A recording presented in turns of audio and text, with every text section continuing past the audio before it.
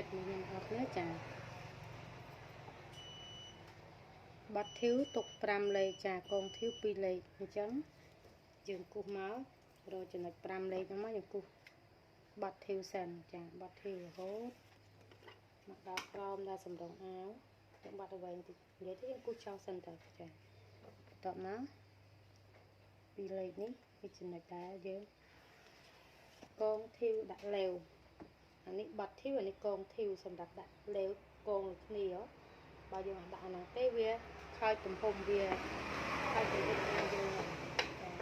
យើងរស់មកសម្រងអាវ84អាវប្លូពេទ្យពណ៌សចាកបើក2ចា84យើងវាស់មកយើងទុកធ្នេបាត់ជើងទុកធ្នេបាត់ជើង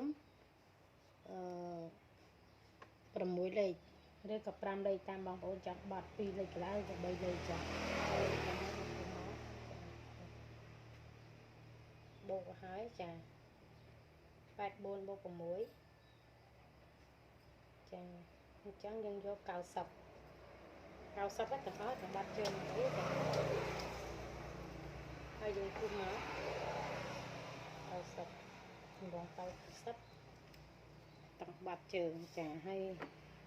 យើងចុះយើងទុកខាងលើ1លេខសម្រាប់ភ្លេហើយយើងចុះ4លេខសម្រាប់អាវស្រីចុះស្មា4លេខគាត់រៀងសាច់តែបើគាត់ស្គមចាសាច់ខាងក្រោយស្មានេះចាខាងក្រោយស្មានេះស្គមដូចខ្ញុំចឹងវាស្គមតែក្រែកប្រឡូបអញ្ចឹងចុះ3លេខចាតែបើគាត់រៀងសាច់កន្លែងកហ្នឹងគល់កខ្លាំងយើងដាក់4លេខទៅខ្ញុំយក4លេខដោយសារគាត់រៀងសាច់ចាហើយចុះក្លៀកគាត់44ចា44ចាចែកទៅ2ដល់ឲ្យ4លេខហ្នឹងគឺចំនួនដែលហក់ស្មាខាងក្រោយដោយសារតែសាច់យើងខាងខ្នងយើងខាងក្រោយរឿងកោងហើយវាគឺជារូបមន្តអញ្ចឹងយើងត្រូវតែដក4លេខ42ដល់4លេខចានៅ18ចឹងចុះគ្លីកមកដល់8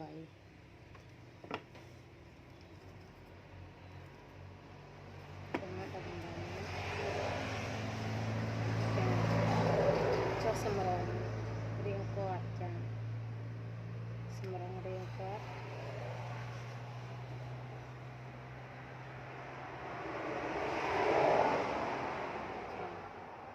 44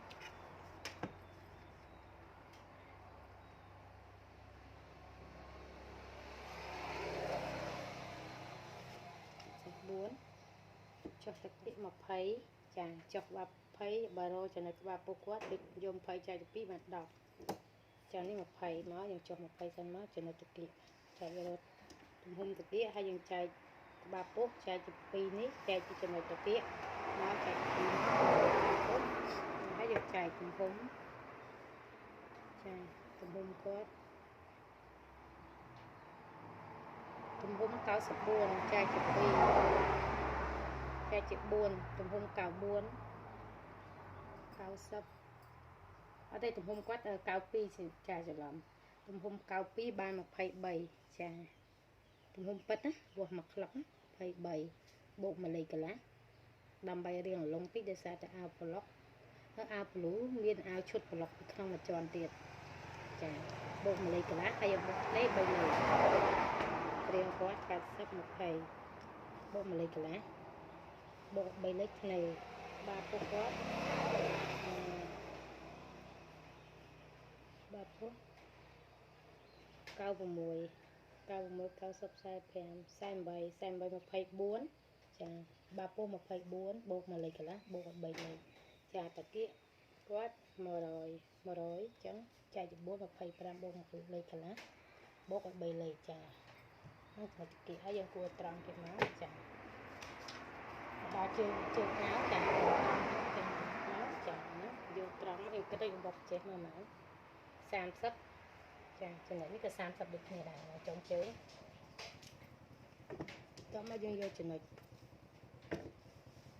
ឈប់យើងយកជីវផងសង្គប់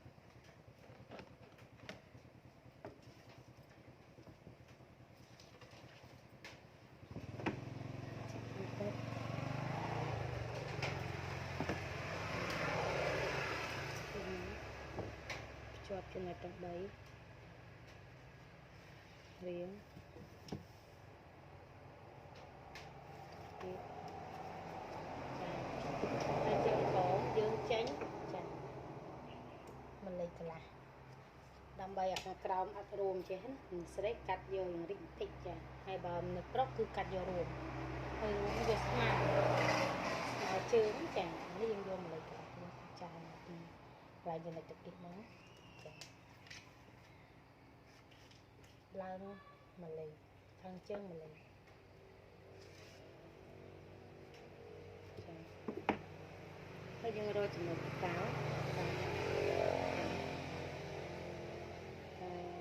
ជាងចែកចំណៃរៀងចេញពីមកចាទំហំគាត់ដល់កៅចឹងយើងចេញមក9លេខកៅជាង9លេខណាចា9លេខកន្លះនេះចំណុចនេះចំណុចកណ្ដាលនេះចាអញ្ចឹងកប៉ាល់យើងយក10ចាចេញពីនេះទៀតយើងចេញ5លេខទៀតដើម្បីដាក់កប៉ាល់ប្រឆិតកប៉ាល់ចេញចាយើងយកមកចាយើងយកចំណុចហ្នឹងហ្មងបើដាក់ទៅលើនិយាយទៅបើយើងអាចដាក់ចំណុចធំរៀងហ្នឹងមកធំចុះមកក្រោមចាចំណុចកប៉ាល់ឬក៏ចុះមក2លេខកន្លះទៅ3លេខចឹងទៅចាតែបើចេញស្អាតគឺយើងចុះ2លេខមកយើងចុះពីណារៀងមក2លេខមកចាំយើងវាស់ចេញមកចាចេញតែយើងចេញពីនេះផ្នែកយើង3លេខចានៅ3លេខយើងធ្វើចេញមកពុះក្តាមទុកឲ្យទៅចាពុះអីពេលយើងកាត់ហើយហើយយើងត្រូវមានអាកណ្ដុះមកក្តាមទុកចាយើងពុះចេញមកចា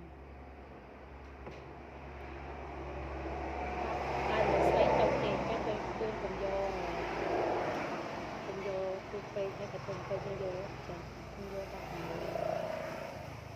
ហើយក៏16ចានេះ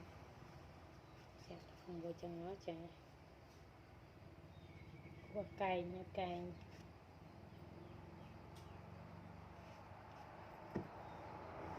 2លេខ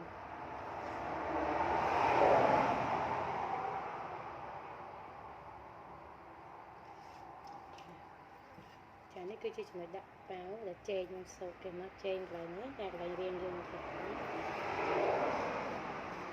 ហើយយើងចែកស្មើ38 19ចា19យើងយកពីធីវទី5នេះ19ចា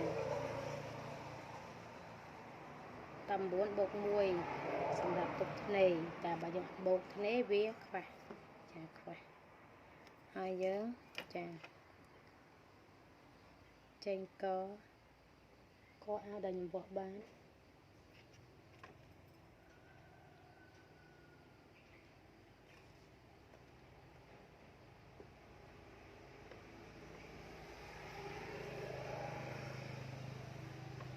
កអាវ36ចា36ចែក6បាន6បូក1 7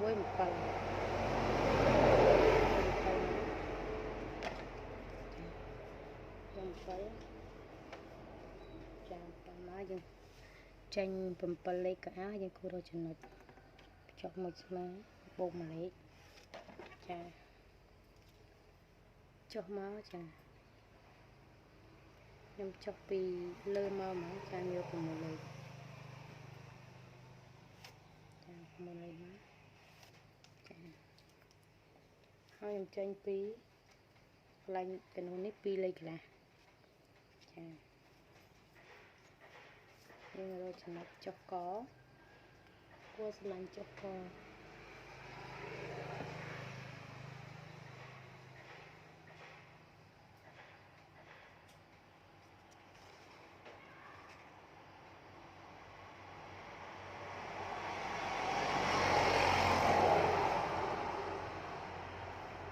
ខ្ញុំយក23ចា23ខ្ញុំយកចេញ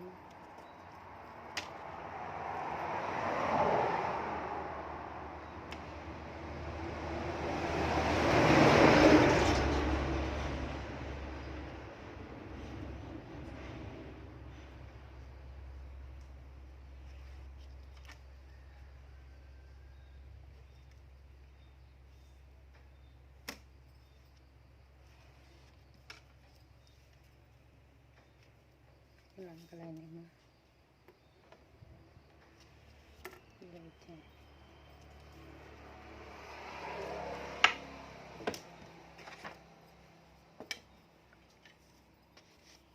bây còn chăn một tiền đó hai dòng bò rang bên má còn phần lấy sạch đẹp mà cách cứ chỉ xem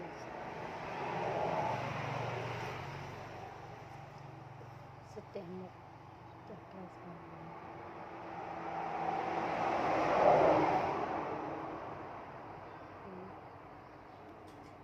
trắng sạch đẹp một sam sắp bị đập vào mùi đập vào mùi mới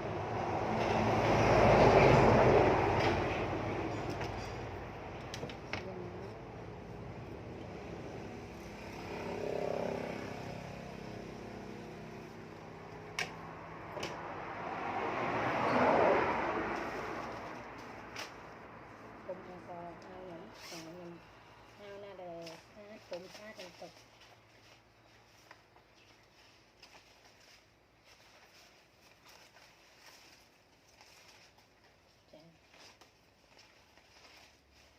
នេះผมเอาก็บอกพี่กับอาควาสีนะจ๊ะซื้ออาควาสีจังเยอะจ้ะตามมันสไลด์จ้ะนึกดับmáu cho cho nó thật tì nó trongมันสลักthông như vậy này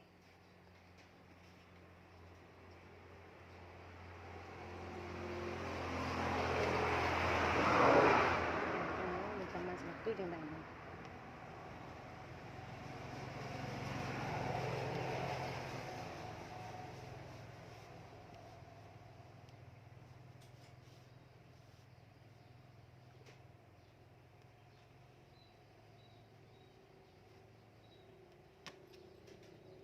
tam sẽ coi đây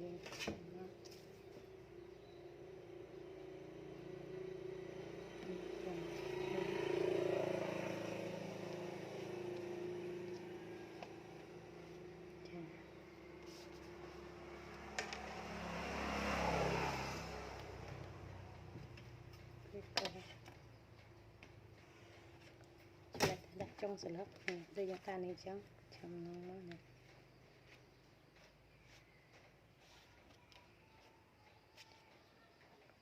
nó sẽ có đang thông tích trong bàn này túi giòn này chàng sẽ có ai đó chàng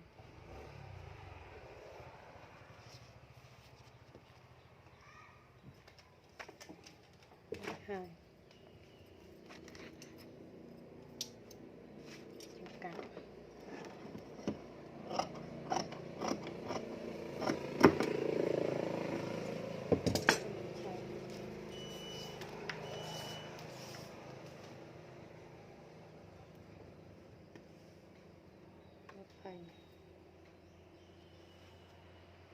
sai pì hoặc sai thành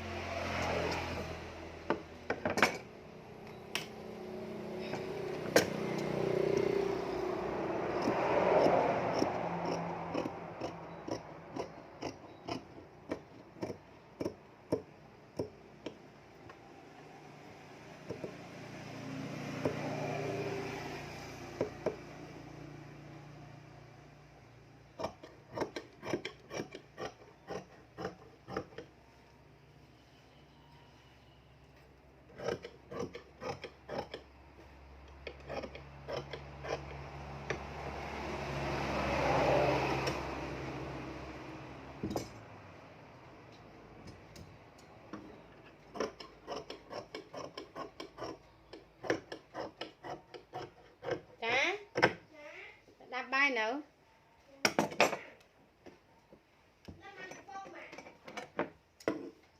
mà cái con là